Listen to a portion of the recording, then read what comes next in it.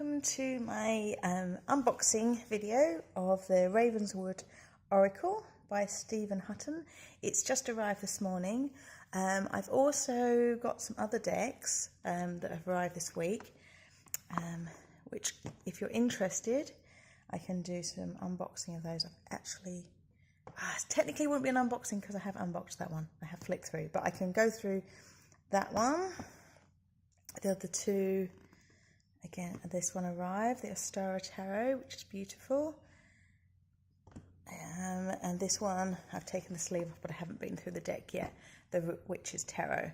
So if you're interested in me going through any of those, just message below.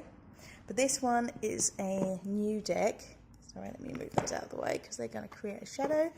This is a new deck, so I don't think there are... Last time I checked, there wasn't too many reviews when I was looking to purchase it, so I didn't see many. Yes, I'm really excited because I think the artwork from what I've seen is beautiful. So let's just get this packet open.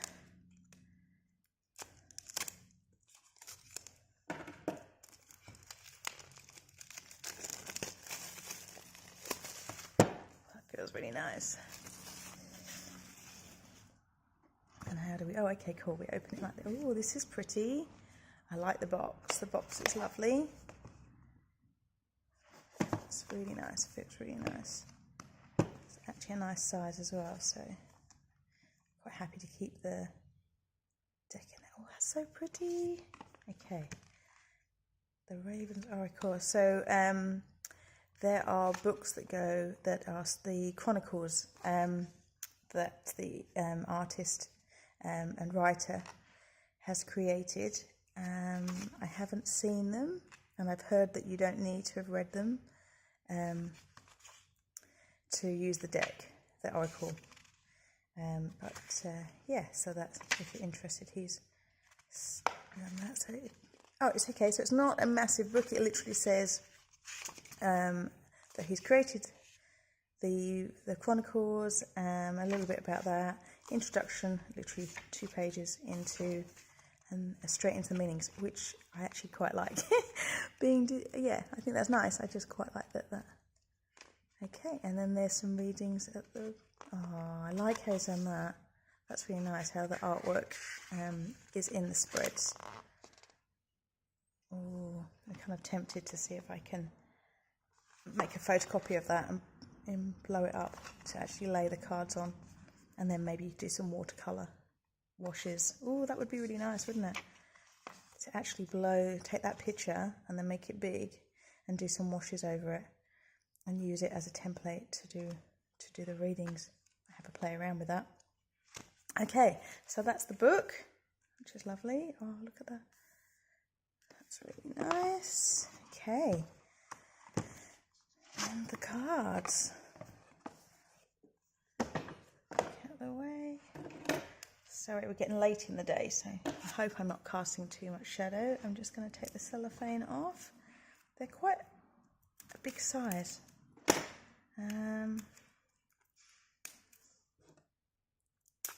Which is nice because you'll be able to see the artwork, because the artwork is so beautiful. So I like that and because they're an oracle, it doesn't matter that they're a bit bigger.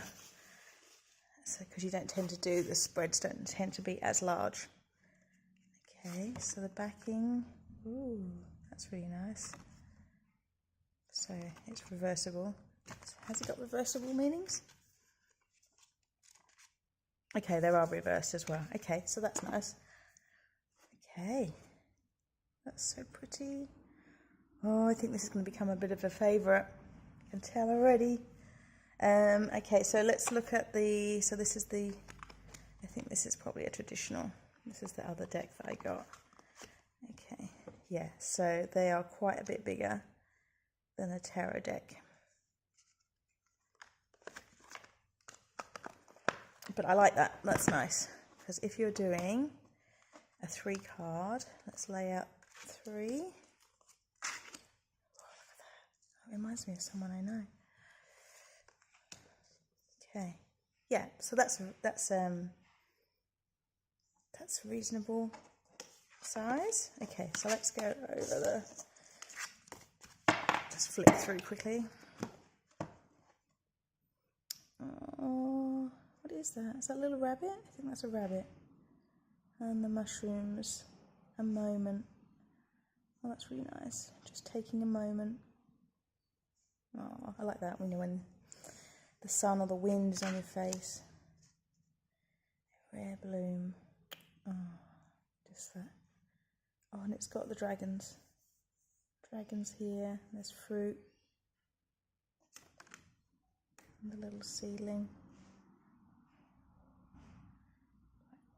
Redemption. It's got feathers, crow feathers through her hair. A witch's ladder. Oh, that's nice. I'd seen that before, and I don't know if the artist is in another deck. You know, when those decks where they have, I think it's like 78. I think it's a deck called 78, and there's lots of different artists. Like one creates a card each, and I'm wondering if this has been in one of those other decks, because I've seen it and then I was trying to track it down. And oh, look at that, the two birds, and the dark and the light, and the interweaving. That's beautiful. And the tribal art. Oh, look at that on her neck. That's so cool. Little bunnies. Oh, look, she's just trying on in the mirror. Her little birds. It's really pretty. Wow. Hope you can see it. Yeah, I think it's all focused. Wow. Oh, stunning. The artwork is stunning. I've got space to go this way. Now let's move it over a bit.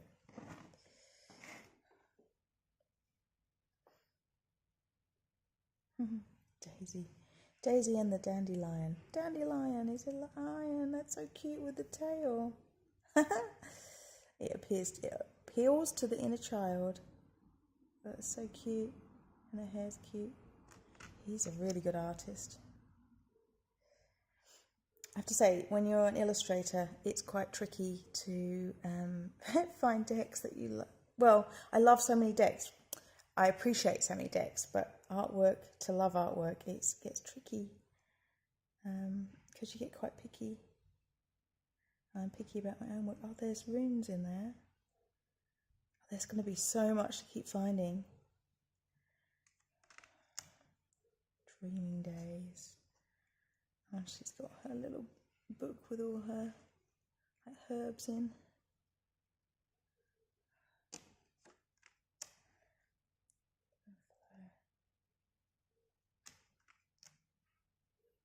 Try not to spend too long on each one because I don't want to make it a really long video, but there. Wow. Each one is stunning.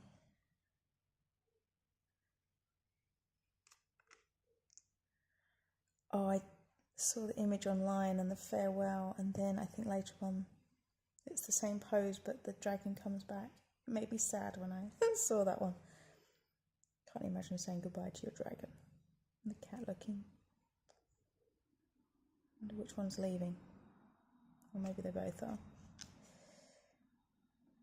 This is stunning. I love this one. Her face. Oh, the gypsy wagon. And the cat. Wow. They are gorgeous. You know, there's sometimes when you just see artwork and you just think, God, I wish I did this. It's one of those. Wow. Gosh, she's talented. Oh, look at the little bottles on the set. There's so much going on. It's not overwhelming. Oh, the children. Wow.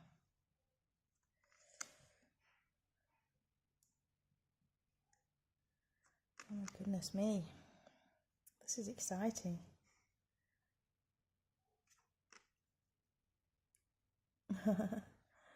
Prove yourself. That must be quite tricky. If you're a person who has lots of cats, you'd probably appreciate that. So wait, let's get that way. How are you going to stand out amongst all the other kitty cats? All the different personalities. Queen of Hearts. Oh, she's fierce, isn't she? This is the image that's on the front of the box. Elephant Wand, the main character, I'm guessing. Elise. All the cats are leaving. Oh, it's not just, is there just cats? I wasn't sure if I saw a rabbit then. All the cats. There's a spider. Oh, I'm going to need a magnifying glass on some of these. Hang on, I'm going to have to, I'm just going to, I think there's a spider on her back, on the bag. I like that, the weaver. There's so many different symbols actually in all the clothes. And the dragon on the wall. Song of the sea. That's interesting. I think I had a flick through the Ostara Tarot the other day, and that had a couple of whales in it. It's one of those things where you just don't see whales and then suddenly they start appearing in artwork. Don't know what the meaning of a whale means. I'm sure I'll find out. Spread your wings, the seagull. Standing tall. Stepping away. Gosh, that stag. Oh, it's so beautiful. Sorry, I'm sounding like I'm repeating myself. Sweet Temptation. That's cute. I probably tend to prefer the older images, the older women. She reminds me of Bjork. That kind of cute face.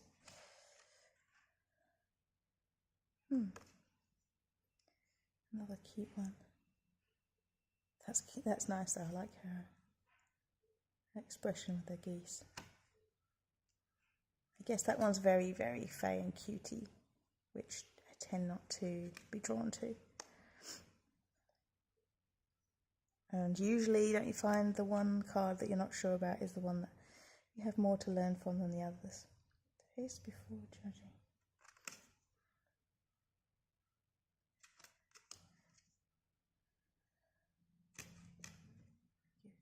Oh, the little phoenixes. I think they're phoenixes. Oh, I love this one with the spiders weaving your webs. And so you got little messages in amongst the web. And the pentacle. Well, it's a very witchy deck. I love it.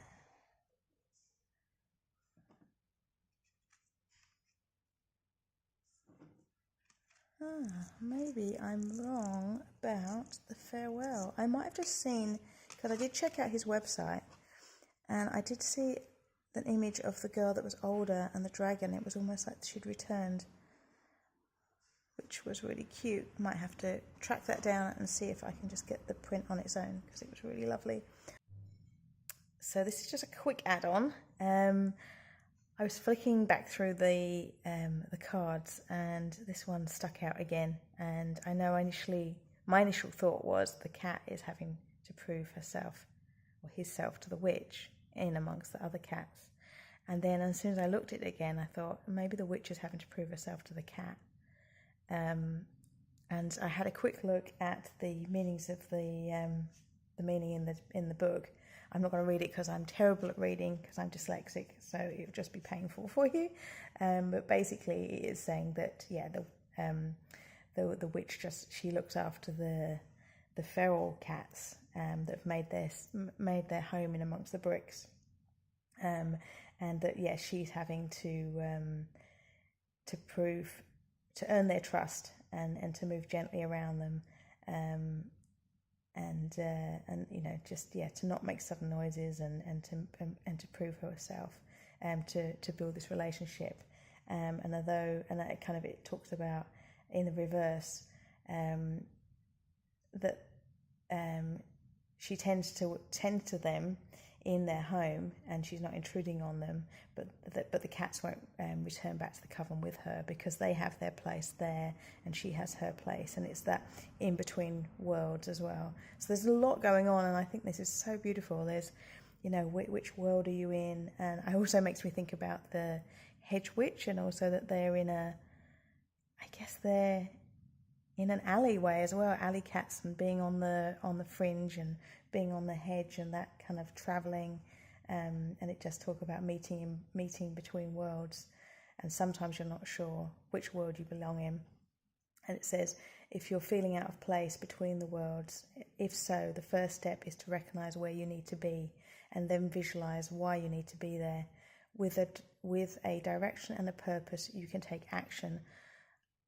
So yeah, these are going to be, I just feel like they're going to be so beautiful, that kind of, yeah, just sitting where you feel you need to be, not for anybody else. Or, you know, the cats certainly don't feel that they need to go home with her. They're going to do their own thing anyway, but they are building a relationship with her. And yeah, so this is exciting. I really think I'm going to love this deck. There really isn't, I'll just show you, a whole heap, so I think you could probably learn the cards pretty quickly, and that they really do lend themselves to following your intuition and seeing so many things in there. You know, there's just all the different expressions of the cats and what's going on. I'm really, really impressed with this deck, and it is also just a beautiful deck as well. So, wow, I feel very lucky to have this one, and I'm, as an artist who finds it very scary to put my work out into the world, for fear of, actually I don't worry so much about being judged myself, but I do feel worried about my work being judged. So as an artist, I know how scary it is to put yourself out there. So well done, Stephen Hutton, for doing that and being brave, because wow, the world needs to see this. Or I love having this. I feel really honoured to have this. So I'm hoping that when I finish my Oracle deck, that other people are going to feel that about my work too. Sorry, one more add-on, just because. This card, the Sweet Temptation, was one that stuck out as I was going through the deck, and I did say it's probably going to be one that has a message that I need to look at, and that's always the case whenever I get a deck, and there's usually a card that stands out that I don't know if what the word is, whether it doesn't sit with you. I guess it doesn't sit with you.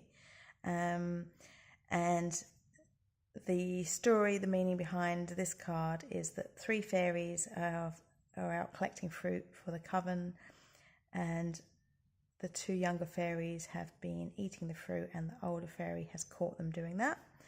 And she's basically said, come on, time to get back on with the job. And it talks about this temptation, you know, things are tempting, but we do have to balance out the sweet with the bitter sometimes, and it's okay. But sometimes thinking of getting a hand, and I have a really sweet tooth, and it does get out of hand. So, and I was thinking about that just the last couple of days, that it gets a little bit too much sometimes, and probably if like the older fairy, if they hadn't been caught, they probably would have eaten so much they'd be sick. And I guess if I keep eating sweet foods, I'm going to make myself sick. So that's a really good message for me. Try and keep it on hand. And then the other card, that as I was flicking through them, this one came up. It wasn't the card after, it was the card after that. But I talked about this card, and then that one was sat on top of it. And I guess because of the word taste and linking the two, there was something about that card that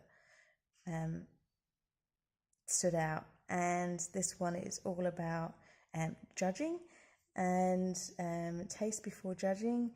And the idea is that this could look like a monster that's got the witch, but it's actually not. Their costumes for a harvest, and she's really comfortable. Her posture is actually really comfortable.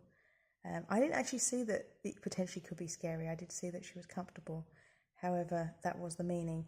And but it does talk about not to judge and to taste before judging, which I did with this card. I prejudged it and went, it's cute, it's very fey, I don't know if it's for me. So anyway, till the next one. Thanks, bye.